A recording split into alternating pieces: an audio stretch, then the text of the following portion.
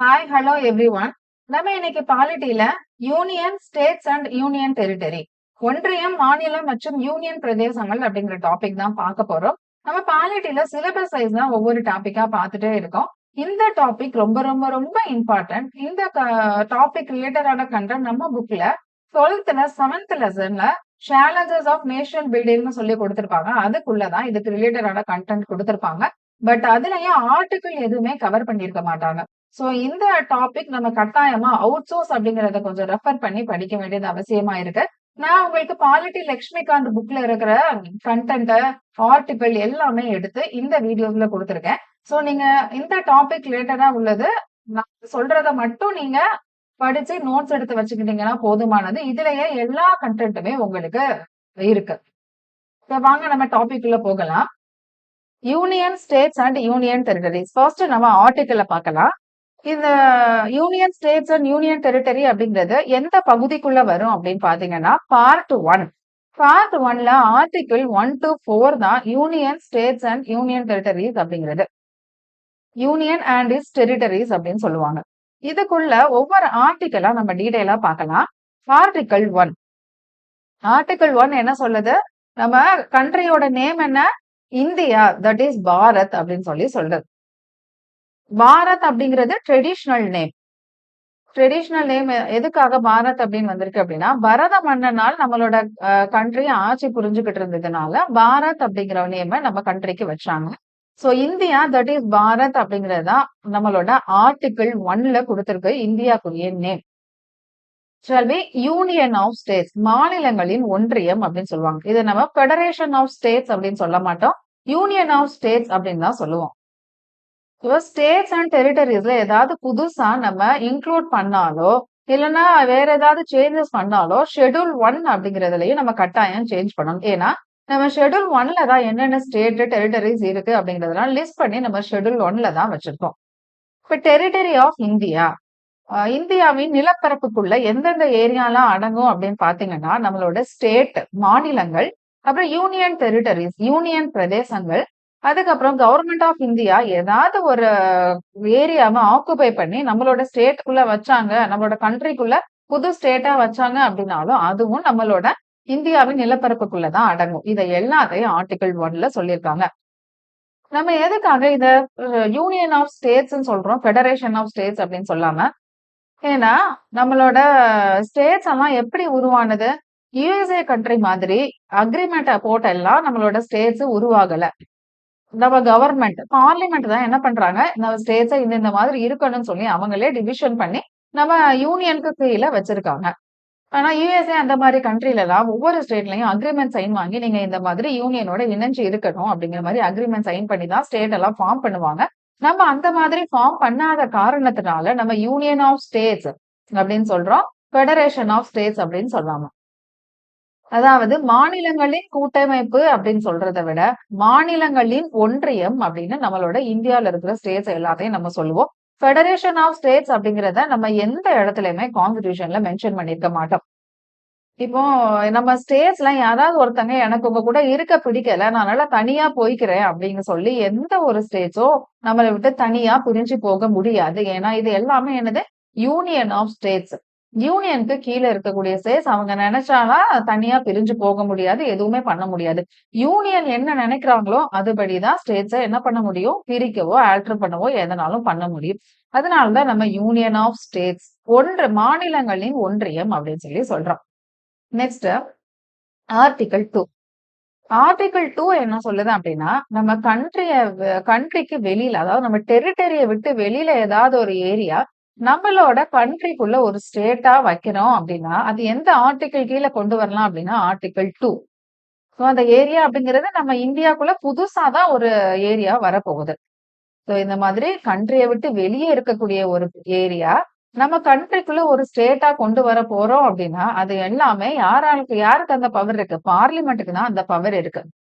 இதுதான் ஆர்டிகிள் 2ல சொல்றாங்க. So parliament நினைச்சா மட்டும்தான் அந்த வெளியில இருக்க ஏரியாவை உள்ள நம்மளோட கண்ட்ரிக்குள்ள ஒரு ஸ்டேட்டா வைக்க முடியும். அடுத்து ஆர்டிகிள் 3. ஆர்டிகிள் 3 அப்படிங்கிறது என்னன்னா, நம்ம முன்னாடி ஆர்டிகிள் 2 அப்படிங்கிறது புதுசா ஒரு ஸ்டேட்ஸ். ஆனா ஆர்டிகிள் 3 அப்படிங்கிறது நம்ம கண்ட்ரிக்குள்ள இருக்கிற ஸ்டேட்டையே ஆல்டர் பண்றது தான் என்னது ஆர்டிகிள் 3க்குள்ள வர்றது. இதுக்கு யாருக்கு பவர் இருக்கு? பார்லிமெண்ட்டுக்கு தான் பவர் இருக்கு. அவங்க எப்படி புதுசா ஒரு ஸ்டேட்ட ஃபார்ம் பண்ணலாம் அப்படின்னா, ஏற்கனவே இருக்கிற ஸ்டேட்ட 2ஆ பிரிச்சு 2 புது ஸ்டேட்டா ஃபார்ம் பண்ணலாம். அப்படி இல்லையா, அந்த ஸ்டேட்ல இருக்கிற ஒரு ஏரியாவ மட்டும் எடுத்து, இன்னொரு ஸ்டேட்ல இருக்கிற இன்னொரு ஏரியாவ எடுத்து, இப்படி 2யும் மெர்ஜ் பண்ணியும் ஒரு ஸ்டேட்ட ஃபார்ம் பண்ணலாம். இல்ல 2 ஸ்டேட்டையும் இணைச்சு புது ஸ்டேட்ட ஃபார்ம் பண்ணலாம். இந்த மாதிரி எல்லா உரிமையும் யாருக்கு மட்டும் தான் இருக்கு? பாராளுமன்றத்துக்கு மட்டும் தான் இருக்கு. அவங்க நெனச்சாங்கன்னா, அந்த ஸ்டேட்டோட பவுண்டரீஸ கூட்டவோ, குறைக்கவோ, இல்ல சேஞ்ச் பண்ணவோ, ஆல்டர் பண்ணவோ எல்லாமே செஞ்சுக்குவாங்க. யாரு? பார்லிமெண்ட், பாராளுமன்றம். சோ ஆர்டிகிள் 3க்குள்ள 2க்கும் 3க்கும் என்ன வித்தியாசம்? 2 அப்படிங்கிறது புதுசா ஒரு ஸ்டேட்ட வெளியில இருந்து நம்மளோட கண்ட்ரிக்குள்ள கொண்டு வந்து வைக்கிறது. ஆர்டிகிள் 3 அப்படிங்கிறது கண்ட்ரிக்குள்ள இருக்கிற ஸ்டேட்டையே ஆல்டர் பண்ணி புதுசா ஒரு ஸ்டேட்ட உருவாக்குறது. பாராளுமன்றம் நெனச்ச உடனேலாம் ஒரு ஸ்டேட்ட புதுசா உருவாக்கவோ, அதோட பவுண்டரி ஆல்டர் பண்ணவோ முடியாது. இந்த ஆர்டிகிள் 3ய பார்லிமென்ட் இம்ப்ளிமெண்ட் பண்ணணும்னு நெனச்சாங்கன்னா, அவங்களுக்குன்னு ஒரு சில கண்டிஷன் எல்லாம் இருக்கு. இப்ப புதுசா ஒரு ஸ்டேட்ட ஃபார்ம் பண்ணவோ, இல்லன்னா ஏதாவது சேஞ்ச் பண்ணணும் அப்படின்னா, கட்டாயமா பில் பாஸ் பண்ணி கான்ஸ்டிடியூஷன் அமெண்ட்மென்ட் ஆக்ட் கொண்டு வந்து தான் புதுசா ஒரு ஸ்டேட்ட உருவாக்கவோ, இல்லன்னா சேஞ்ச் பண்ணவோ முடியும். அப்படி ஒரு பில்ல பாஸ் பண்றதுக்கு முன்னாடி அவங்க என்ன பண்ணணும் அப்படின்னா, பிரசிடென்ட் கிட்ட பரிந்துரை வாங்கணும். பிரசிடென்ட் என்ன பண்ணுவாங்க, அத எந்த ஸ்டேட்ட நம்ம சேஞ்ச் பண்ண போறோமோ, அந்த ஸ்டேட் லெஜிஸ்லேட்டிவ் அசெம்பிளிக்கு இந்த பில்ல பாஸ் பண்ணி, அவங்களோட வியூஸ் என்ன அப்படின்னு சொல்லி கேட்பாங்க. சோ பாராளுமன்றம் ஸ்டேட்டுக்குள்ளேயே புதுசா ஒரு ஸ்டேட்ட ஏதாவது ஆல்டர் பண்ணணும்னு நெனச்சாங்கன்னா, கட்டாயமா இந்த 2 கண்டிஷன அவங்க ஃபாலோ பண்ணணும். பிரசிடென்ட் கிட்ட கட்டாயமா அவங்க பரிந்துரை வாங்கணும். பிரசிடென்ட் அந்த பில்ல என்ன பண்ணுவாங்க, எந்த ஸ்டேட்ட நம்ம சேஞ்ச் பண்ண போறோமோ, அந்த ஸ்டேட் லெஜிஸ்லேட்டிவ் அசெம்பிளிக்கு இந்த பில்ல பாஸ் பண்ணி, உங்களோட வியூஸ் என்ன? இத பத்தி நீங்க என்ன நெனைக்கிறீங்க? உங்களோட ஒப்பீனியன் என்ன? அந்த மாதிரி பிரசிடென்ட் கேட்பாங்க. அப்படி கேட்கும்போது, அந்த ஸ்டேட் லெஜிஸ்லேட்டிவ் அசெம்பிளி என்ன ஒப்பீனியனாலும் சொல்லலாம். எங்களுக்கு இது ஓகே, ஓகே இல்ல அப்படின்னு என்ன வேணாலும் சொல்லலாம். ஆனா, அத கட்டாயமா பிரசிடென்ட் அக்செப்ட் பண்ணணும் அப்படிங்கிறது அவசியம் இல்ல. ஜஸ்ட் அவங்களுக்கு ஒரு இன்ஃபர்மேஷன் நாங்க இந்த மாதிரி பண்ண போறோம் அப்படிங்கிறத தான் அவங்களுக்கு சொல்றாங்க. அவங்க ஓகேன்னு அத ஏத்துக்கிட்டாங்கன்னா ஓகே. இல்ல அப்படின்னாலும் கட்டாயமா அத வந்து இம்ப்ளிமெண்ட் பண்ண தான் செய்வாங்க. பிரசிடென்ட் ஓகே சொல்லிட்டாங்கன்னா, கண்டிப்பா அத பில்லா பாஸ் ஆகி ஆக்ட்டா கொண்டு வந்துருவாங்க. அந்த ஸ்டேட்டையும் பிரிச்சுருவாங்க. சோ பாராளுமன்றம் நெனச்சாங்கன்னா, என்ன வேணாலும் ஸ்டேட்ட பண்ணலாம். அததான் இந்த ஸ்லைட்ல நான் குடுத்துருக்கேன். இப்ப யூனியன் டெரிட்டரிஸா இருந்துச்சு இருந்துச்சு அப்டின்னா, அங்க இந்த மாதிரி அந்த லெஜிஸ்லேட்டிவ் அசெம்பிளி அவங்ககிட்ட ஒப்பீனியன் கேட்கறது அந்த மாரி எதுவுமே தேவையில்ல. ஸ்டேட்டா இருந்தா மட்டும் தான் இந்த கண்டிஷன். லெஜிஸ்லேட்டிவ் அசெம்பிளில கேட்டு அவங்களுக்கு ஓகேவா, இல்லையான்னு அவங்களோட ஒப்பீனியன் வாங்கிட்டு, அத அக்செப்ட் பண்ண மாட்டாங்க. அது வேற விஷயம். ஆனா கட்டாயமா அவங்க கிட்ட ஒப்பீனியன் அப்படிங்கிறத பிரசிடென்ட் கேட்கணும் அப்படிங்கிறது கண்டிஷன். வேற எந்த புதுதா ஒரு ரெஃபரன்ஸும் என்ன பண்ண முடியாது. நீங்க இந்த மாரி ஆல்டர் பண்றதுக்கு பதிலா, இந்த மாதிரி பண்ணலாம் அப்படின்னு எந்த ஒரு சஜஷனும் அவங்க குடுக்க முடியாது. அவ்வளவுதான். இதுலருந்து என்ன தெரியுது? நம்மளோட ஸ்டேட்ட எப்படி வேணாலும் நம்ம ஆல்டர் பண்ணி என்ன பண்ணினாலும் பண்ணிக்கலாம். ஆனா, யூனியன எதுவுமே பண்ண முடியாது. இதுதான் என்னன்னு சொல்லுவாங்க? India is an indestructible union with destructible state. அதாவது இந்தியா அழிக்கக்கூடிய மாநிலத்தின் அழியாத ஒன்றியம் அப்படின்னு சொல்லுவாங்க. நெக்ஸ்ட் நம்ம பார்க்க போறது ஆர்டிகிள் 4. இப்ப ஆர்டிகிள் 2, ஆர்டிகிள் 3க்கு கீழ நம்ம ஒரு இத இம்ப்ளிமெண்ட் பண்ணி ஒரு ஸ்டேட்ட கொண்டு வரோம் அப்டின்னா, அது எந்த அமெண்ட்மென்ட்க்கு கீழ வராது? ஆர்டிகிள் 368க்கு கீழ வராது. ஆர்டிகிள் 368 அப்படிங்கிறது என்னது? Special majority. சோ நம்ம ஆர்டிகிள் 2வையோ 3யோ இம்ப்ளிமெண்ட் பண்ணணும்னு நெனச்சோம் அப்டின்னா, சிம்பிள் மெஜாரிட்டி மூலமாவே அந்த லாவ பாஸ் பண்ணிடலாம் அப்படிங்கிறது தான் ஆர்டிகிள் 4ல சொல்லியிருக்காங்க. இப்ப ஆர்டிகிள் 4 அதாவது ஆர்டிகிள் 4 என்ன பண்ணுது? எதுலலாம் சேஞ்சஸ் இப்ப ஃபார் எக்ஸாம்பிள் நம்ம சிம்பிள் லா பாஸ் பண்ணி ஒரு ஆக்ட் கொண்டு வந்துட்டோம் அப்டின்னா, என்ன அர்த்தம்? புதுதா ஒரு ஸ்டேட் கொண்டு வந்திருக்கோம் அப்டின்னு அர்த்தம். இல்லன்னா ஒரு யூனியன் டெரிட்டரிஸ கொண்டு வந்திருக்கோம்னு அர்த்தம். அப்ப கட்டாயமா நம்ம என்ன பண்ணணும்? ஃபர்ஸ்ட் ஷெட்யூல்ல என்ன குடுத்திருப்பாங்க? அந்த list of states and union territories குடுத்திருப்பாங்க. அதுல மட்டும் சேஞ்சஸ் பண்ணணும் அப்டிங்கிறத நம்ம ஆல்ரெடி பார்த்தோம். அது மட்டும் இல்லாம வேற என்ன பண்ணணும் அப்டின்னா, ஒவ்வொரு ஸ்டேட்டுக்கும் அந்த ஸ்டேட்டுக்கு ஏத்த மாதிரி பாப்புலேஷனுக்கு ஏத்த மாதிரி தான் ராஜ்யசபா சீட்ட வந்து அலோகேட் பண்ணுவாங்க. சோ இப்ப ஒரு ஸ்டேட் இருக்கு. அத 2ஆ பிரிச்சுட்டீங்க அப்டின்னா, கட்டாயமா அதோட பாப்புலேஷன்ங்கிறது கம்மியாகும். சோ அந்த பாப்புலேஷனுக்கு ஏத்த மாதிரி இந்த ஸ்டேட்டுக்கு இவ்ளோ ராஜ்யசபா சீட் அலோகேட் பண்றோம் அப்டின்னு சொல்லிட்டு நம்ம ஷெட்யூல் 4லயும் என்ன பண்ணணும்? ஆல்டர் பண்ணணும். அததான் ஆர்டிகிள் 4ல சொல்றாங்க. சோ ஆர்டிகிள் 4ல என்ன சொல்றாங்க? ஆர்டிகிள் 2, ஆர்டிகிள் 3 அதாவது விதி 3, விதி 2 படி ஏதாவது ஒரு ஸ்டேட்ட நம்ம கொண்டு வந்தோம் அப்படின்னா, அது நம்ம சிம்பிள் மெஜாரிட்டி மூலமாவே பண்ணிக்கலாம். ஆர்டிகிள் 368 அப்படிங்கிறத ஸ்பெஷல் மெஜாரிட்டி அது மூலமா நம்ம பண்ண தேவையில்ல அப்படிங்கிறத இங்க சொல்லிட்டு, அதுல ஏதாவது ஒரு சேஞ்சஸ் ஆர்டிகிள் 2, 3 மூலமா ஒரு ஸ்டேட் கொண்டு வந்தாங்கன்னா, நம்ம எந்த இடத்துலலாம் சேஞ்ச் பண்ணணும்? ஷெட்யூல் 1ல அந்த ஸ்டேட்ட இன்க்ளூட் பண்ணணும். ஆல்டர் பண்ணியிருந்தோம்னா அத சேஞ்ச் பண்ணணும். அப்புறம் ராஜ்யசபா சீட் இந்த ஸ்டேட்டுக்கு இவ்ளோ, எவ்ளோன்னு சொல்லி நம்ம அலோகேட் பண்ணி வச்சிருப்போம். அதையும் இப்ப நம்ம பிரிச்சதுக்கு ஏத்த மாதிரி, பாப்புலேஷனுக்கு ஏத்த மாதிரி இவ்ளோ சீட் அலோகேட் பண்ணியிருக்கோம் அப்படிங்கிறதையும் நம்ம 4த் ஷெட்யூல்ல சேஞ்ச் பண்ணணும். அததான் ஆர்டிகிள் 4ல சொல்லியிருக்காங்க. நம்ம ஆர்டிகிள் 1ல சேஞ்ச் பண்ணணும் அப்படின்னு சொல்லியிருக்க மாட்டாங்க. ஜஸ்ட் இந்த யூனியன் அண்ட் இட்ஸ் டெரிட்டரிஸ் அதோட லிஸ்ட் மட்டும் தான் சொல்லியிருப்பாங்க. பட் சேஞ்ச் பண்றது எல்லாத்தையும் பத்தியுமே எதுல தான் சொல்லியிருப்பாங்க? ஆர்டிகிள் 4ல தான் சொல்லியிருப்பாங்க. சோ இப்ப ஆர்டிகிள் 1ல இருந்து 4 வரைக்கும் உங்களுக்கு தெளிவா புரிஞ்சிருக்கும்னு நினைக்கிறேன். அடுத்து நமக்கு இது ரிலேட்டடான இம்பார்ட்டன்ட் ஜட்ஜ்மென்ட்ட சுப்ரீம் கோர்ட்ல என்ன சொல்லியிருக்காங்க அப்படிங்கிறத தான் பார்க்க போறோம். வெறுபெரி யூனியன் கேஸ். இத பத்தி நம்ம ஆல்ரெடி ப்ரீஆம்பிள் முகப்புரை பார்க்கும்போதே டீட்டெயிலா பார்த்துட்டோம். இப்ப ஜஸ்ட் ஒரு ஓவர்வியூ மாரி மட்டும் என்னன்னு சொல்றேன். பெரிபெரி அப்படிங்கிறது வந்து நம்மளோட பங்களாதேஷ் கிட்ட அதாவது வெஸ்ட் பெங்கால்ல ஒரு ஏரியா தான் பெரிபெரி அப்படிங்கிறது. இந்த பெருபெரி அப்படிங்கிறத நம்ம பிரிக்கும்போது இந்தியா, பாகிஸ்தான் அப்படின்னு சொல்லி பிரிப்பாங்கல்ல. அப்படி பிரிக்கும்போது பெருபெரி அப்படிங்கிறத இந்தியா ஸ்டேட்குள்ள தான் வச்சிருப்பாங்க.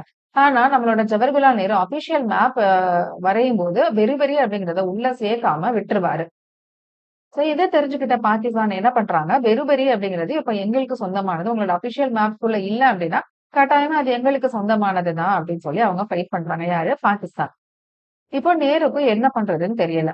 அப்ப அவங்க என்ன பண்றாங்க, அ இந்த மாதிரி பெரிபெரிய வந்து நீங்க பாதி, நாங்க பாதி வச்சுக்கலாம் அப்படிங்கிற மாதிரி முடிவு பண்றாங்க. அப்படி பண்ணும்போது தான் அவருக்கு ஒரு டவுட் வருது. இப்படி பண்றதுக்கு நம்மளோட ஆர்டிக்கிள்ல, கான்ஸ்டிடியூஷன்ல இதுக்கு நமக்கான சட்டம் இருக்கா? இந்த மாதிரி நம்ம கண்ட்ரில இருக்க ஒரு ஏரியாவ தூக்கி, அப்படியே இன்னொரு கண்ட்ரிக்கு குடுக்குறதுக்கு ஏதாவது ஒரு சட்டம் நமக்கு இருக்கா? அதுக்கு என்ன ப்ரொசீஜர் நம்ம ஃபாலோ பண்ணணும் அப்படின்னு அவருக்கு ஒரு டவுட். அதனால அவரு பிரசிடென்ட் கிட்ட இத பத்தி ரெக்கமெண்ட் பண்றாரு. இதுக்கு நான் என்ன பண்ணலாம் அப்படின்னு சொல்லிட்டு, பிரசிடென்ட் என்ன பண்றாங்க, அப்படியே சுப்ரீம் கோர்ட் கிட்ட இந்த விஷயத்த கொண்டு போறாங்க. சுப்ரீம் கோர்ட் இத அனலைஸ் பண்ணிட்டு என்ன சொல்றாங்க, நம்ம சட்டத்துல நம்ம கண்ட்ரில இருக்க ஒரு ஏரியாவ தூக்கி அப்படியே இன்னொரு கண்ட்ரிக்கு குடுக்குறதுக்கு எந்த விதமான சட்டமும் கிடையாது. அப்படி நீங்க பண்ணணும்னு நினைச்சீங்கன்னா, 368 அதாவது என்ன மெஜாரிட்டி? ஸ்பெஷல் மெஜாரிட்டி மூலமா மட்டும் தான் இங்க இருக்கிற ஸ்டேட்ட தூக்கி அப்படியே நமக்கு இன்னொரு கண்ட்ரில குடுக்க முடியும் அப்படின்னு சுப்ரீம் கோர்ட் சொல்லிடுறாங்க. 9த் கான்ஸ்டிடியூஷனல் அமெண்ட்மென்ட் ஆக்ட் மூலமா பெரிபெரியில இருக்கக்கூடிய ஒரு சில பிளேஸ் ஏற்கனவே நேரு சொல்லியிருந்தாங்கல்ல, நம்ம பெரிபெரியில இருக்கிற பிளேஸ இந்தியா பாதி, பாகிஸ்தான் பாதி வச்சுக்கலாம் அப்படின்னு சொல்லிட்டு நூன் அக்ரீமெண்ட் கீழ தான் அவங்க பேசியிருப்பாங்க. அதுபடி பெரிபெரியில இருக்கக்கூடிய ஒரு ஏரியாவ மட்டும் பிரிச்சு பாகிஸ்தானுக்கு குடுத்துடுறாங்க. அதாவது ஈஸ்ட் பாகிஸ்தானுக்கு. இப்போ அது பங்களாதேஷ் அப்படிங்கிற பேர்ல இருக்கு. நம்ம ஆர்டிகிள் 4ல என்ன சொல்றாங்க, 2, 3 மூலமா ஏதாவது ஒரு ஸ்டேட்ட கொண்டு வரணும் அப்படின்னா, சிம்பிள் மெஜாரிட்டி மூலமாவே கொண்டு வந்துரலாம் அப்படின்னு சொல்லி நம்மளோட கான்ஸ்டிடியூஷன்ல மென்ஷன் பண்ணியிருக்காங்க. சோ இது வந்து ஒரு புதுவிதமான கேஸ் அப்படிங்கிறதுனால சுப்ரீம் கோர்ட் கிட்ட கேட்டு அவங்க என்ன சொல்றாங்க, இந்த மாதிரி நீங்க நம்ம கிட்ட இருக்க ஒரு ஏரியாவ தூக்கி அப்படியே இன்னொரு கண்ட்ரிக்கு குடுக்கணும் அப்படின்னா, என்ன மெஜாரிட்டி? ஸ்பெஷல் மெஜாரிட்டி மூலமா தான் கொண்டு போய் குடுக்க முடியும். ஸ்பெஷல் மெஜாரிட்டி அப்படிங்கிறது கட்டாயமா 3ல 2 பங்கு பேர் பிரசன்ட் ஆகி வோட் பண்ணியிருக்கணும். இருக்கக்கூடிய ஸ்டேட்ஸ்ல பாதி ஸ்டேட்டாவது நம்ம சொல்றதுக்கு அக்செப்ட் பண்ணியிருக்கணும். அதுதான் ஸ்பெஷல் மெஜாரிட்டி அப்படின்னு சொல்லுவோம். சோ இவ்ளோ பெரிய ப்ராசஸ பண்ணா மட்டும் தான் நம்மட்ட இருக்க ஒரு ஏரியாவ தூக்கி அப்படியே இன்னொரு கண்ட்ரிக்கு குடுக்க முடியும். இது ஒரு ஜட்ஜ்மென்ட். எப்போ? பெரி யூனியன் கேஸ்ல நம்மளோட சுப்ரீம் கோர்ட் சொன்னது. அதுக்கப்புறம் 1969ல ஒரு ஜட்ஜ்மென்ட் சொல்றாங்க. என்ன அப்டின்னா, இது நம்ம கண்ட்ரிக்கோ, பக்கத்து கண்ட்ரிக்கோ ஏதாவது பார்டர் டிஸ்பியூட் நடந்துச்சு அப்டின்னா, அதுக்கு இந்த மாதிரி கான்ஸ்டிடியூஷனல் அமெண்ட்மென்ட்லாம் தேவையில்ல. டைரக்ட்டா எக்ஸிக்யூட்டிவ் மட்டும் நிர்வாகமே அதுக்கான ஆக்ஷன எடுத்தா போதுமானது. இந்த மாதிரி பில் பாஸ் பண்ணி ஆக்ட்டா கொண்டு வந்து அந்த மாதிரி எந்த ப்ரொசீஜரும் பண்ண தேவையில்ல. எக்ஸிக்யூட்டிவே என்ன பண்ணிக்கலாம், அதுக்கான ஆக்ஷன எடுத்துக்கலாம் அப்டிங்கிறது மாரி சுப்ரீம் கோர்ட் ஜட்ஜ்மென்ட் சொல்லியிருப்பாங்க. So 2 judgment. ஒண்ணு பெரி யூனியன் கேஸ் நம்மளோட இருக்க ஏரியாவ தூக்கி அப்படியே இன்னொரு கண்ட்ரிக்கு குடுக்குறதுக்கு என்ன ஜட்ஜ்மென்ட் குடுத்தாங்க? நம்ம 368 அப்படிங்கிற ஆர்டிகிள் கீழ தான் கட்டாயமா ஸ்பெஷல் மெஜாரிட்டி படி தான் குடுக்க முடியும் அப்படின்னு சொன்னாங்க. 69ல என்ன சொல்றாங்க? ஏதாவது ஒரு கண்ட்ரிக்கும் நமக்கும் பார்டர் டிஸ்பியூட் ஏற்பட்டுச்சு அப்படின்னா, அத நிர்வாகமே பார்த்துக்கணும் அப்படின்னு சொல்றாங்க. நெக்ஸ்ட் நம்மளோட கண்ட்ரி பார்ட்டிஷன் பண்றதுக்கு முன்னாடி எப்படி இருந்துச்சு அப்படின்னா, இப்படிதான் இருக்கும். அதாவது ஒரு நிமிஷம். ம். பாகிஸ்தான். இந்த சைடு இருக்கிற ஏரியா, பார்ட்டிஷனுக்கு முன்னாடி இந்த மாதிரி தான் இருந்துச்சு. பார்ட்டிஷனுக்கு அப்புறம் இத பாகிஸ்தான் அப்படின்னு சொல்லிட்டு பிரிச்சுருவாங்க இந்த ஏரியாவ. இந்த ஏரியாவ பங்களாதேஷ் அப்படின்னு சொல்லிட்டு பிரிச்சுடுறாங்க. இந்த பாகிஸ்தான் பங்களாதேஷ் கிடையாது. ஈஸ்ட் பாகிஸ்தான். 1971க்கு அப்புறம் தான் அது வந்து பங்களாதேஷ் அப்படின்னு மாறும். அதுவரைக்கும் அது பாகிஸ்தானா தான் இருக்கும். ஈஸ்ட் பாகிஸ்தானா இருந்துச்சு. இது வந்து வெஸ்ட் பாகிஸ்தான் சொல்லிட்டு இந்த ஏரியாவ நம்ம வெஸ்ட் பாகிஸ்தான் சொல்லி வச்சிருக்கோம். இந்த ஏரியாவ ஈஸ்ட் பாகிஸ்தான் சொல்லி வச்சிருப்பாங்க. சோ பிரிக்கிறதுக்கு முன்னாடி நம்மளோட கண்ட்ரி இப்படிதான் இருந்துச்சு. பிரிச்சதுக்கு அப்புறம் இது பாகிஸ்தானா மாறிடும். எப்படி பிரிப்பாங்க? இந்தியா, பாகிஸ்தான் அப்படின்னு சொல்லி பிரிப்பாங்க. இதுதான் நம்ம நெக்ஸ்ட் பார்க்க போறோம். Mount pattern plan. ஜூன் 3 தான் அங்க அனௌன்ஸ் பண்ணுவாங்க. இந்த மாதிரி இண்டிபெண்டன்ஸ் உங்களுக்கு நாங்க குடுத்துறோம் இந்த டேட்ல அப்படின்னு சொல்லிட்டு, அவருக்கு ஒரு சில பாயிண்ட் எல்லாம் அவரு சொல்லுவாரு. அதுல என்ன சொல்லுவாங்க அப்படின்னா, நம்ம இந்தியாவ 2ஆ பிரிக்கலாம். முஸ்லீம் பாகிஸ்தான், அப்புறம் ஹிந்து இந்தியா அப்படின்னு சொல்லி 2ஆ நாங்க பிரிச்சுடுறோம். அதுல இருக்க பிரின்ஸ்லி ஸ்டேட்ஸ் எல்லாம் என்ன பண்ணணும்? நீங்களே முடிவு பண்ணிக்கணும். நாங்க இந்தியா கூட ஜாயின் பண்ண போறீங்களா? பாகிஸ்தான் கூட ஜாயின் பண்ண போறீங்களா? அப்படிங்கிறத பிரின்ஸ்லி ஸ்டேட்ஸே முடிவு பண்ணிக்கணும் அப்படிங்கிற மாதிரி மவுண்ட் பேட்டன் சொல்லிருவாங்க. இன்னும் நெறைய விஷயங்கள் சொல்லியிருப்பாங்க. நம்மாக்கு தேவையானது இந்த டாபிக் ரிலேட்டடா இந்த 2 பாயிண்ட் தான். 1 பிரிட்டிஷ இந்தியா 2ஆவா பிரியுது. பாகிஸ்தான், இந்தியான்னு சொல்லிட்டு. அதுல இருக்க பிரின்ஸ்லி ஸ்டேட்ஸ் எல்லாரும் அங்க அவங்களே முடிவு பண்ணிக்கணும். இந்தியா கூட சேரணுமா? இல்லன்னா பாகிஸ்தான் கூட சேரணுமான்னு சொல்லிட்டு, நீங்களே முடிவு பண்ணிக்கோங்க அப்படிங்கிற மாரி மவுண்ட் பேட்டன் சொல்லிருவாரு. அதாவது இந்தியன் இண்டிபெண்டன்ஸ் ஆக்ட் அப்படின்னு ஒண்ணு பாஸ் பண்ணுவாங்க. அது மூலமா தான் என்ன பண்ணுவாங்க, இந்த மாதிரி எந்த டேட்ல அவங்க பாஸ் பண்ணுவாங்க? ஜூலை 18, 1947ல தான் பாஸ் பண்ணுவாங்க. அது மூலமா நமக்கு ஆகஸ்ட் 15, 1947ல சுதந்திரம் கிடைக்குது. அப்பதான் இந்த 2ஆ பிரிக்கணும் அப்படிங்கிற மாரி மவுண்ட் பேட்டன் அப்படிங்கிறவங்க சொல்லுவாங்க. அததான் நம்ம மவுண்ட் பேட்டன் பிளான் அப்படின்னு சொல்லி சொல்றோம். இதுல நமக்கு தெரிஞ்சுக்க வேண்டியது இந்த 2 முக்கியமான பாயிண்ட் தான். சோ இதுக்கு ஏத்த மாதிரி இந்த மாதிரி பார்ட்டிஷன் பண்ணிட்டாங்க. வெஸ்ட் பாகிஸ்தான், ஈஸ்ட் பாகிஸ்தான் அந்த ப்ளூ கலர்ல இருக்கிறது எல்லாமே என்னது? பிரின்ஸ்லி ஸ்டேட் சுதேச அரசுகள். இந்த பிரின்ஸ்லி ஸ்டேட்ஸ் தான் முடிவு பண்ணணும். இந்தியா கூட சேர போறாங்களா? இல்லன்னா பாகிஸ்தான் கூட சேர போறாங்களா? அப்படிங்கிறது தான். இவன் வாங்க நம்ம ஒண்ணொண்ணா பார்க்கலாம். எந்தெந்த பிரின்ஸ்லி ஸ்டேட்ஸ்லாம் நம்ம கூட சேர்ந்தாங்க, யாரெல்லாம் சேர மாட்டேன்னு சொன்னாங்க, அத எப்படி நமக்கு நமக்கு கூட கொண்டு வந்தோம் அப்படிங்கிறது எல்லாத்தையும் நம்ம அடுத்து டீட்டெயிலா பார்க்கலாம். ஃபர்ஸ்ட் அதெல்லாம் பார்க்கறதுக்கு முன்னாடி பிரின்ஸ்லி ஸ்டேட்ஸ்னா என்ன அப்படிங்கிறத நம்ம தெரிஞ்சுக்கணும்ல. சுதேச அரசுகள்.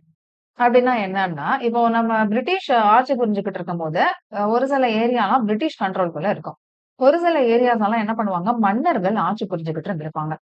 மன்னர்கள் ஆட்சி புரிஞ்சுகிட்டு இருந்த அந்த ஏரியாவ தான் என்னன்னு சொல்றாங்க, பிரின்ஸ்லி ஸ்டேட் சுதேச அரசுகள் அப்படின்னு சொல்றாங்க. சுதேச அரசுகள் அப்படிங்கிற கான்செப்ட் ஃபர்ஸ்ட் யார் மூலமா நம்ம கண்ட்ரிக்கு வந்துச்சு அப்படின்னா, ராஜ்புட் கிங்ஸ் அப்படின்னு சொல்லுவாங்க. ராஜ்புட் அப்படிங்கிறதுக்கு என்ன அர்த்தம்? Son of kings. அரசர்களின் இளவரசர்கள் அப்படின்னு அர்த்தம். அவங்க நம்ம சென்ட்ரல் ஏரியால இருந்து இந்தியாக்குள்ள வந்து ரூல் பண்ணிக்கிட்டு இருப்பாங்க. அவங்க தான் ஃபர்ஸ்ட் சுதேச அரசுகள் அப்படிங்கிற கான்செப்ட நம்ம இந்தியாக்குள்ள கொண்டு வந்தது. அதுக்கப்புறம் நான் ராஜ்புட் கிங்ஸ் அதாவது அவங்களே இல்லாம ஒரு சில பேரு நம்மளோட கண்ட்ரிய ரூல் பண்ணிக்கிட்டு இருந்தாங்க. அரசர்கள் நம்மளோட கண்ட்ரிய ஆட்சி புரிஞ்சுகிட்டு இருந்தாங்க. யாரெல்லாம் அப்படின்னா, அந்த நவாப், நிஜாம்ஸ், அப்புறம் திருவாதாங்கூர், ட்ரவான்கூர்ன்னு சொல்லுவோம்ல, அந்த அரசர்கள், அப்புறம் மைசூர் மன்னர்கள், புதுக்கோட்டையில இருக்கக்கூடிய மன்னர்கள் எல்லாரும் தனித்தனியா இந்த மாதிரி அங்கங்க ஆட்சி புரிஞ்சுகிட்டு இருக்காங்க. இவங்க எல்லாருமே பிரிட்டிஷ் ஆட்சிக்குள்ளேயே அவங்களோட ஏரியாக்குள்ள ஆட்சி புரிஞ்சுகிட்டு இருக்கிறவங்க. சோ இதை எல்லாமே சேர்ந்துதான் நம்ம என்னன்னு சொல்றோம்? பிரின்ஸ்லி ஸ்டேட் சுதேச அரசுகள் அப்படின்னு சொல்றோம். சோ சுதேச அரசுகள் பிரின்ஸ்லி ஸ்டேட்ஸ் அப்படின்னா என்னன்னு புரிஞ்சிருக்கும்னு நம்புறேன்.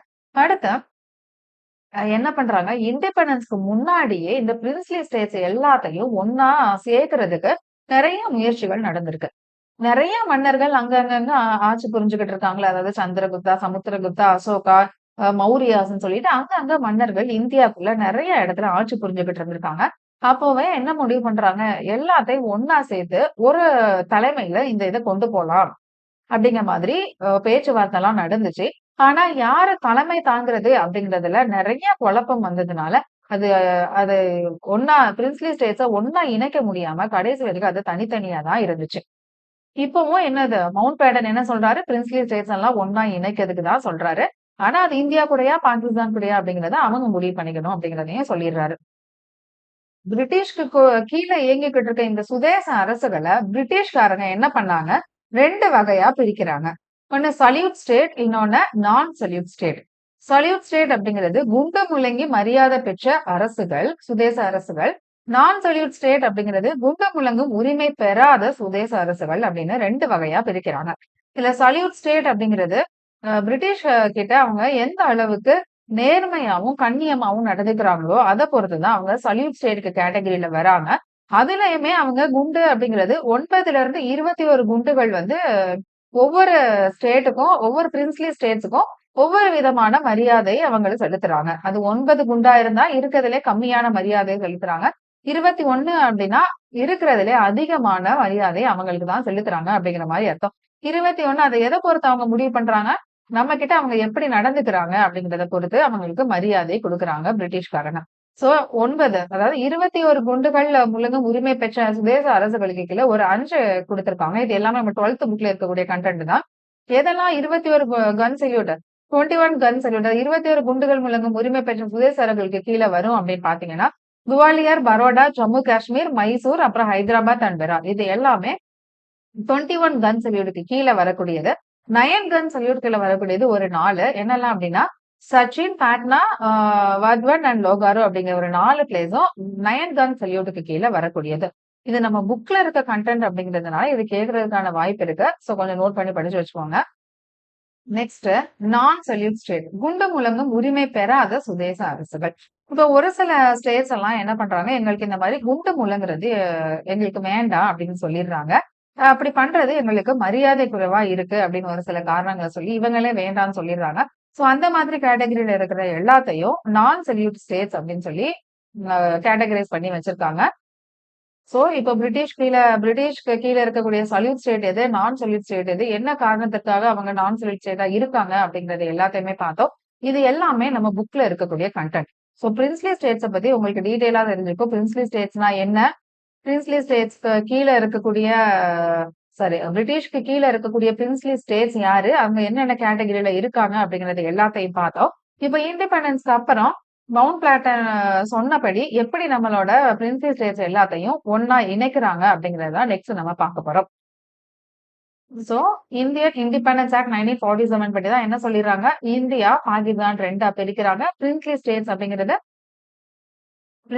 அப்படிங்கிறது எங்க ஜாயின் பண்ணணும் அப்படின்னு சொல்லிட்டு அவங்களே முடிவு பண்ணிக்கணும் அப்படின்னு மாதிரி சொல்லிடுறாங்க. இதுக்கு யார் அப்பாயின்மெண்ட் பண்றாங்க இந்த வேலையை பாக்குறதுக்கு அப்படின்னா, சர்தார் வல்லபாய் படேல். அவர் தான் யாரு, நம்மளோட ஃபர்ஸ்ட் டெபுட்டி பிரைம் மினிஸ்டர். யாரு, நம்மளோட சர்தார் வல்லபாய் படேல். அவரும் விபி மேனன் அப்படின்னு அவரோட செக்ரட்டரி 2 பேரும் தான் என்ன பண்றாங்க, இந்த மாதிரி பிரின்ஸ்லி ஸ்டேட்ஸ் எல்லாம் நீங்க டைரக்டா போய் பேசி இந்தியா கூட ஜாயின் பண்றதுக்கு என்னென்ன பண்ணணுமோ அதெல்லாம் பண்ணுங்கன்னு சொல்லி இவங்க 2 பேரையும் அப்பாயிண்ட் பண்ணிடுறாங்க. இவங்க 2 பேரும் பிரின்சஸ் கிட்ட ஒவ்வொருத்தர்கிட்டயா போய் பேசுறாங்க. இந்த மாதிரி நீங்க இந்தியா கூட சேர்ந்துருங்க. உங்களுக்கு தேவையான எல்லாத்தையும் நாங்க பண்ணி தரோம். நீங்க இந்தியா கூட சேர்ந்தீங்க அப்படின்னாலும், உங்களுக்கான மரியாதையும், உங்களுக்கான அந்த பிளேயர்ஸ் எல்லாமே உங்ககிட்ட தான் இருக்கும். ஆனா அபிஷியலா அது இந்தியா அப்படிங்கிறதுக்குள்ள இருக்கும் அப்படிங்கிற மாரி நெறைய பேச்சுவார்த்தை எல்லாம் நடத்தி, பிரின்ஸ்லி ஸ்டேட்ஸ் எல்லாத்தையும் இந்தியாக்குள்ள சேர்த்துருவாரு. ஆனா, ஒரு 4 பேர் மட்டும் இந்தியா கூட சேர மாட்டோம் அப்படிங்கிற மாதிரி வலுக்கட்டாயமா இருப்பாங்க. யாரெல்லாம் அப்படின்னா, ஜுனாகத், காஷ்மீர், ஜோத்பூர் அண்ட் ஹைதராபாத் அப்படிங்கிற அந்த 4 பிளேஸ். இந்த 4 பிளேஸும் இந்தியா கூட எப்படி சேர்ந்தாங்க அப்படிங்கறத தான் நம்ம அடுத்து பார்க்க போறோம். ஃபர்ஸ்ட் நம்ம பார்க்க போற பிளேஸ் ஜுனாகத். ஜுனாகத்தை யாரு ரூல் பண்ணிக்கிட்டு இருக்கா? முகமது மகாபத் கஞ்சி 3 அப்படிங்கிறவங்க தான் ரூல் பண்ணிக்கிட்டு இருக்காங்க. அவங்களோட திவான் யாரு? ஷா நவாஸ் பூட்டோ அப்படிங்கிறவங்க. ஷா நவாஸ் பூட்டோ அப்படிங்கிறவங்க ஜுல்பிகார் அலி பூட்டோ அப்படிங்கிறவங்களோட ஃபாதர் தான். ஜுல்பிகார் அலி பூட்டோ அப்படிங்கிறவங்க ஃபியூச்சர்ல பாகிஸ்தான்ல போய் பிரசிடென்ட் ஆயிருவாங்க. சோ இங்க யாருக்குமே இந்த திவானான ஷா நவாஸ் பூட்டாக்கும் சரி, இந்த ரூல் பண்ணிக்கிட்டு இருக்க முகமது மகாபத் கஞ்சி 3 இவங்க யாருக்குமே இந்தியா கூட சேர விருப்பம் இல்ல. பாகிஸ்தான் கூட சேரணும்னு தான் நினைக்கிறாங்க. ஆனா அங்க இருக்கிற பீப்புள்ஸ் எல்லாருமே இந்தியா கூட சேரணும் அப்படின்னு நினைக்கிறாங்க. இந்த மாதிரி சூழ்நிலையில ஜுனாகத் எப்படி இந்தியாவோட சேர்ந்துச்சு அப்படிங்கறத பார்க்கலாம். ஜுனாகத் அப்படிங்கிற பிளேஸ் எங்க இருக்கு அப்படின்னா மேப்ல குஜராத் இந்த ஏரியா தான் ஜுனாகத் அப்படிங்கிற பிளேஸ். ஜுனாகத் பக்கத்துல இருக்கிற மத்த ஸ்டேட்ஸ் எல்லாம் இந்தியாவோட சேர்ந்துருவாங்க. இந்த சைடு மீதி என்ன அரேபியன் சி தான் இருக்கு. சுற்றி இருக்கிற 3 சைடு இந்தியாவோட சேர்ந்து இருக்கிற ஸ்டேட்ஸ், ஒரு சைடு மட்டும் அரேபியன் சி. இப்படி இருக்கிற ஜுனாகத் ஏரியா இந்தியா கூட சேராம நாங்க பாகிஸ்தான் கூட சேர்றோம் அப்படின்னு சொல்றாங்க. மவுண்ட் பேட்டனும் அவர்கிட்ட நிறைய சொல்லி பார்ப்பாரு. ஆனா அவரோட கருத்துக்கள் எல்லாத்தையும் அவர் புறக்கணிச்சுட்டு அவர் என்ன சொல்லுவாரு அப்படின்னா, நாங்க சி வழியா பாகிஸ்தான் கூட கனெக்ட் ஆயிருக்கோம். சோ நாங்க கண்டிப்பா பாகிஸ்தான் கூட தான் சேர போறோம் அப்படிங்கிற மாதிரி சொல்லிருவாரு. அது மட்டும் இல்லாம, பக்கத்து ஸ்டேட்ட ஆட்சி புரிஞ்சுட்டு இருக்காங்க ஒரு 2 பேரு. யாருன்னு அப்டின்னா, மங்க்ரோல் அண்ட் பாபாரிவாட் அப்படிங்கிறவங்க. அவங்களையும் இவரோட கண்ட்ரோல்ல வச்சுப்பாரு. அவங்க என்ன பண்ண சொல்றாங்க, "நாங்க உங்க கூட சேர விருப்பம் இல்ல. இந்தியா கூட தான் சேர போறோம்" அப்படின்னு சொல்லி அதற்கான நடவடிக்கைகள்ல ஈடுபடுறாங்க. அப்போ இவர் என்ன பண்றாரு, இவரோட மிலிட்டரிஸ் நவாப் ஆஃப் ஜுனாகத் என்ன பண்றாரு, இவரோட மிலிட்டரி ட்ரூப்ஸ் எல்லாத்தையும் அந்த 2 ஸ்டேட்டுக்குள்ள அனுப்பி, அத இவரோட கண்ட்ரோல்குள்ள வச்சுட்டு இருக்காரு.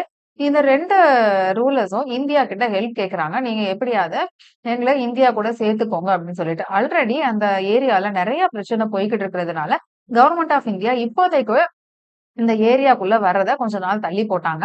இப்போதைக்கு வரல அப்படிங்கிற மாதிரியே சொல்லிருவாங்க. அங்க இருக்கிற 80% ஆஃப் பீப்பிள் ஹிந்துஸா இருக்கிறதுனால, கவர்ன்மெண்ட் என்ன சொல்றாங்க, வாக்கெடுப்பு மாரி எடுத்து, இந்தியா கூட சேர விருப்பமா? இல்லன்னா பாகிஸ்தான் கூட சேர விருப்பமா? அப்படிங்கிற மாரி நம்ம கேட்கலாம் அப்படிங்கிற மாரி சொல்லுவாங்க. அதுக்கப்புறம் இந்த ஜுனாகத்துக்கு போகக்கூடிய எல்லா சப்ளைஸையும் இந்தியா கட் பண்ணிட்டு என்ன பண்றாங்க, ட்ரூப்ஸ கொண்டு போய் நிப்பாட்டி, அந்த 2 ஸ்டேட்டையும் ரூல் பண்ணிக்கிட்டு இருக்காங்கல்ல யாரு?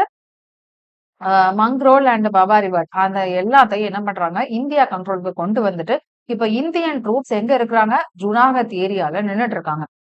சோ அவங்க பண்ணக்கூடிய அந்த நெருக்கடி காரணமா, அதுல நவாப் என்ன பண்ணிடுறாரு, பாகிஸ்தானுக்கு அக்டோபர் 26ஆம் தேதி பாகிஸ்தானுக்கு அங்க இருக்கக்கூடிய எல்லா கேஷ் அவருடைய ட்ரெஷரி எல்லாத்தையும் எடுத்துட்டு பாகிஸ்தானுக்கு ஓடிர்றாரு. அதுலேருந்து ஒரு 10 நாள் கூட ஆகாது. ஜுனாகத் கோட்டை மொத்தமா கொலாப்ஸ் ஆயிரும். இந்த ஸ்டேஜ்ல தான் என்ன பண்றாங்க, ஜுனாகத்தோட திவானா இருக்கிறாரு. அவர் கவர்ன்மெண்ட் ஆஃப் இந்தியாவ கூப்ட்டு, நீங்க ஜுனாகத் அப்படிங்கிறத உங்களோட கண்ட்ரோல்ல வச்சுக்கோங்க அப்படிங்கிற மாதிரி சொல்றாரு.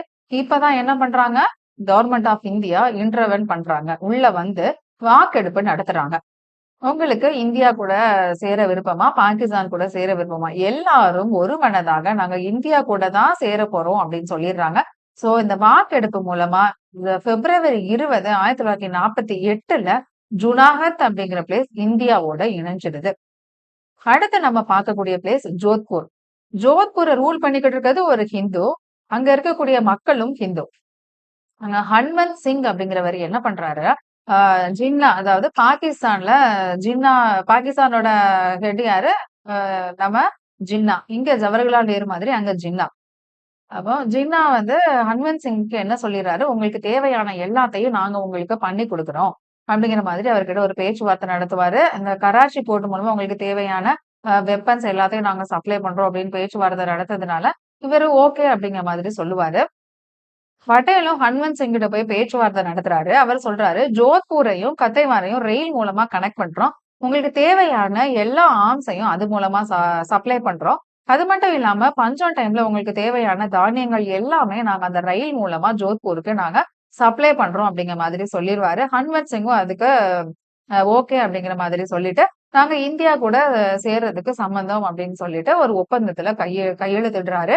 எந்த டேட்ல அப்டின்னா, ஆகஸ்ட் 11, 1947. சோ, ஜோத்பூரும் என்ன பண்ணுது? இந்தியாவோட சேர்ந்துருது. இது எல்லாமே இண்டிபெண்டன்ஸ்க்கு முன்னாடி நடக்கக்கூடியது. சோ பேச்சுவார்த்தை மூலமாவே ஜோத்பூர் அப்படிங்கிறது இந்தியா கூட சேர்ந்துருது. நெக்ஸ்ட் நம்ம பார்க்க போறது ஜம்மு அண்ட் காஷ்மீர். ஜம்மு அண்ட் காஷ்மீர யார் ரூல் பண்ணிக்கிட்டு இருக்காங்க அப்படின்னு பார்த்தீங்கன்னா, மகாராஜா ஹரி சிங் அப்படிங்கிறவங்க தான் ரூல் பண்ணிக்கிட்டு இருக்காங்க. இவர் என்ன சொல்றாரு அப்படின்னா, நான் இந்தியா கூடயும் சேரல, பாகிஸ்தான் கூடயும் சேரல. ஆனா, இங்க இருக்கக்கூடிய மக்கள் வேணா எங்க போணுமோ போய்க்கலாம். யாருக்காவது பாகிஸ்தானுக்கு போகணும் அப்படின்னு விருப்பம் இருந்துச்சு அப்படின்னா, நீங்க போய்க்கலாம். அதுக்கு நான் உங்களுக்கு பெர்மிஷன் தரேன் அப்படிங்கிற மாதிரி சொல்லிருவாரு. சோ பீப்பிள்ஸ் ஒரு சில பேர் பாகிஸ்தான் கிட்ட போயிருவாங்க. ஆனா, ஜம்மு அண்ட் காஷ்மீர் அப்படிங்கிறது ஹரி சிங்கோட கண்ட்ரோல்ல தான் இருக்கும். ஹரி சிங் இந்த மாரி சொன்னதுக்கு அப்புறமும், ஜம்மு அண்ட் காஷ்மீர எப்படியாவது பாகிஸ்தான் கண்ட்ரோலுக்கு கொண்டு வரணும் அப்படின்னு சொல்லிட்டு, அவங்க நெறைய வேலைகள பாக்குறாங்க. இந்திய கவர்ன்மெண்ட் அவங்களுக்கு இது சம்மந்தமா நெறைய வார்னிங் குடுத்தும், அத கொஞ்சம் கூட அவங்க பொறுப்பெடுத்தாம புறக்கணிச்சுக்கிட்டே இருந்தாங்க. அது மட்டும் இல்லாம, ஹரி சிங்க்கு நெறைய தொந்தரவு குடுத்துக்கிட்டே இருக்கிறாங்க. அ அதனால என்ன பண்றாரு ஹரி சிங், அவரோட ரெப்ரசன்டேட்டிவான ஷேக் அப்துல்லாவ டெல்லிக்கு அனுப்பி இந்தியா கிட்ட ஹெல்ப் கேட்கறாங்க. அப்ப மவுண்ட் பேட்டன் என்ன சொல்லிருவாரு, கண்ட்ரிய விட்டு வெளியில இருக்கிற ஒருத்தங்களுக்கு நம்ம ஹெல்ப் பண்ணணும் அப்டின்னா, கண்டிப்பா அவங்க எதுல சைன் பண்ணியிருக்கணும்? பாதுகாப்பு ஒப்பந்தத்துல சைன் பண்ணியிருக்கணும். அதாவது நம்ம கண்ட்ரியோட அவங்க ஒண்ணா இணைஞ்சிருக்கணும். அப்படி இருந்தா மட்டும் தான் அவங்களுக்கு நம்மளால ஹெல்ப் பண்ண முடியும் அப்படின்னு சொல்லிடுறாங்க. சோ ஹரிசிங்கும் இதுக்கு ஓகே அப்படின்னு சொல்லிட்டு அக்டோபர் 26ஆம் தேதி என்ன பண்றாரு, இந்த ஒப்பந்தத்துல கையெழுத்திடுறாரு. இது மூலமா ஜம்மு அண்ட் காஷ்மீர் அப்படிங்கிறதும் இந்தியால சேர்ந்துருது. 26 அக்டோபர்ல சைன் பண்ண மறுநாளே என்ன பண்ணிடுறாங்க, நம்மளோட இந்தியன் ட்ரூப்ஸ் எல்லாரும் அங்க ஸ்ரீநகர்ல போய் நின்னு பாகிஸ்தான்ல இருந்து காஷ்மீர புரொடெக்ட் பண்றதுக்காக நம்மளோட இந்தியன் ட்ரூப்ஸ் அன்னையில இருந்து இன்ன வரைக்கும் நின்னுட்டே தான் இருக்காங்க. நெக்ஸ்ட் நம்ம பார்க்க போற பிளேஸ் ஹைதராபாத். ஹைதராபாத்தை ரூல் பண்ணிக்கிட்டு இருக்கிறது நிசாமிர் உஸ்மான் அலி அப்படிங்கிற ஒரு முஸ்லிம் ரூலர். அங்க இருக்கிற பீப்புள்ஸ் எல்லாரும் ஹிந்துஸா இருக்கிறாங்க. இவர் என்ன சொல்றாரு, நான் வந்து இண்டிபெண்டன்டாவே இருந்துக்கிறேன். யாரு கூட எனக்கு சேர விருப்பம் இல்ல அப்படிங்கிற மாதிரி சொல்லிடுறாரு. ஜின்னாவும் இவருக்கு வெளியில இருந்து நிறைய வகையில சப்போர்ட் பண்ணிக்கிட்டு இருக்காங்க.